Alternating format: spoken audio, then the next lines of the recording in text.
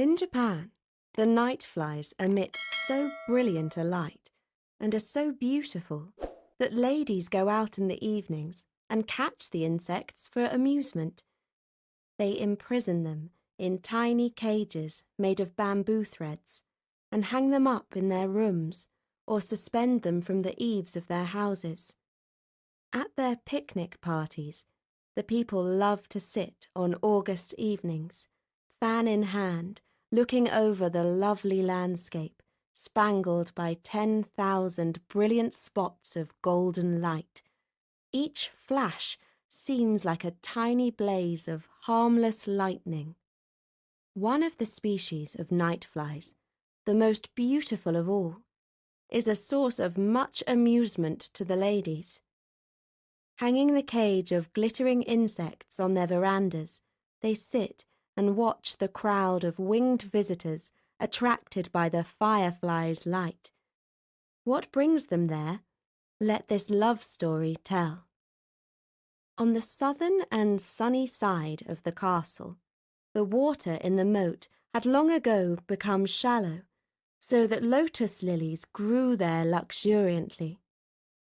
Deep in the heart of one of the great flowers, whose petals were as pink as the lining of a seashell, lived the king of the fireflies, Hio, whose only daughter was the lovely princess Hotaru Hime.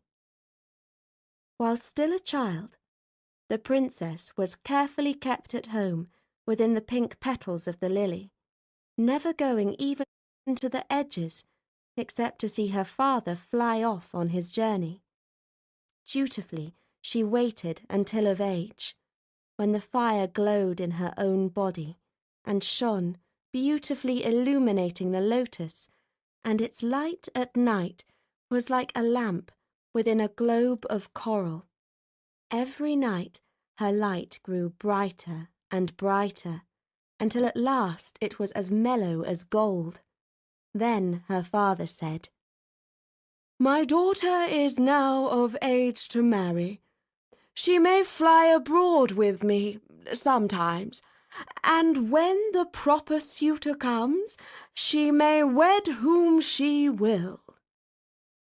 So Hotaru Hime flew in and out among the lotus lilies of the moat, then into rich rice fields, and at last far off to the indigo meadows.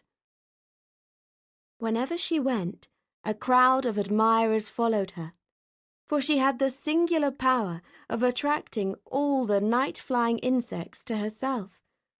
But she cared for none of them, and though she spoke politely to all, she gave encouragement to none. One night, she said to her mother, the queen, "I have met many admirers, but I don't wish a single one to be my husband. Tonight I shall stay at home, and if any of them love me truly, they will come and pay me court here. Then I shall give them an impossible task. If they are wise, they will not try to perform it. And if they love their lives more than they love me, I do not want any of them. Whoever succeeds may have me for his bride." "As you wish, my child," said the Queen Mother, who dressed her daughter in her most resplendent robes and set her on her throne in the heart of the lotus. Then she gave orders to her bodyguard to keep all suitors at a respectful distance, lest some stupid bug, dazzled by the light, should approach too near and hurt the princess or shake her throne. No sooner had twilight faded away than forth came the golden beetle, who stood on a flower, and bowing said, "I am Lord Greengold. I offer my house, my fortune, and my love to Princess Hotaru." "Go and bring me fire, and I will be your bride," said Hotaru Hime. With a bow of the head, the beetle opened his wings and departed with a stately whir. Next came a shining bug with wings and body as black as lamp smoke, who solemnly professed his passion. "Bring me fire, and you may have me for your wife." Off flew the bug with a buzz. Pretty soon came the scarlet dragonfly, expecting so to dazzle the princess by his gorgeous colours that she would accept him at once.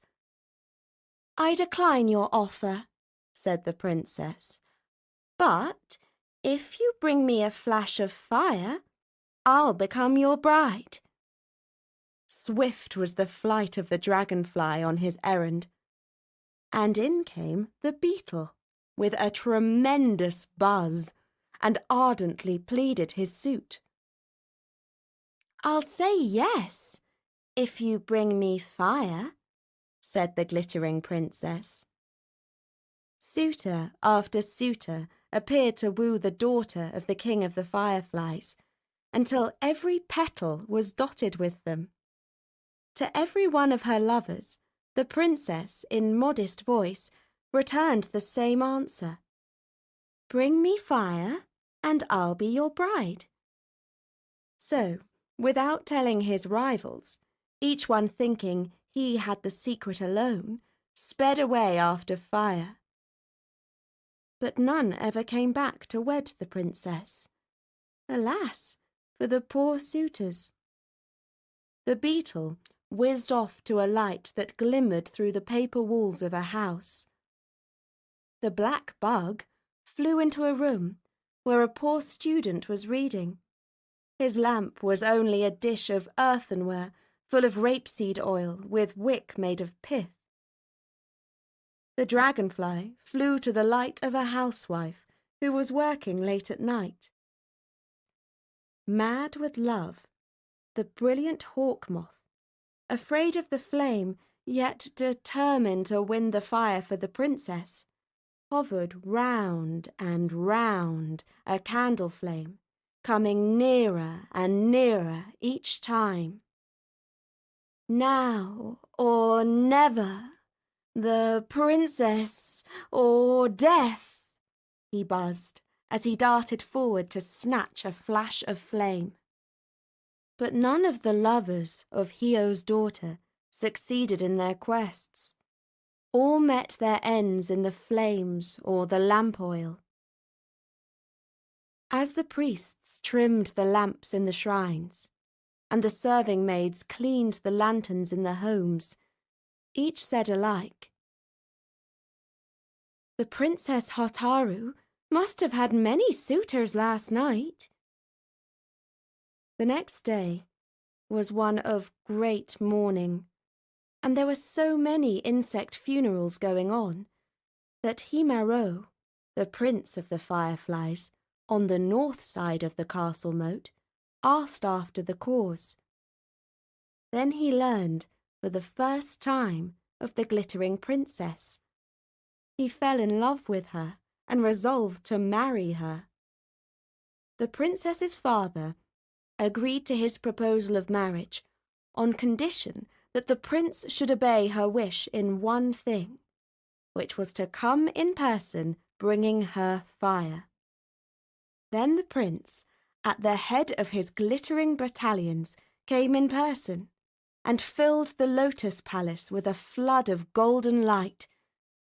But Hotaru Hime was so beautiful that her charms paled not, even in the blaze of the prince's glory.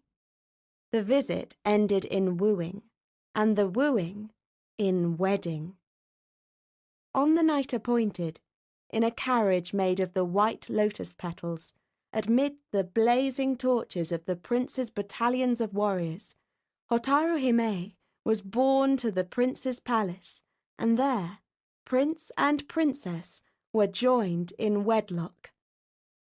Many generations have passed since Himaro and Hotaru Hime were married, and still it is the whim of all firefly princesses that their low-born admirers must bring fire as their love offering or lose their prize. It is for this cause that each night insects hover around the lamp flame, and every morning a crowd of victims must be cleaned from the lamp. This is the reason why young ladies catch and imprison the fireflies to watch the war of insect love, in the hope that they may have human lovers who will dare as much, through fire and flood, as they.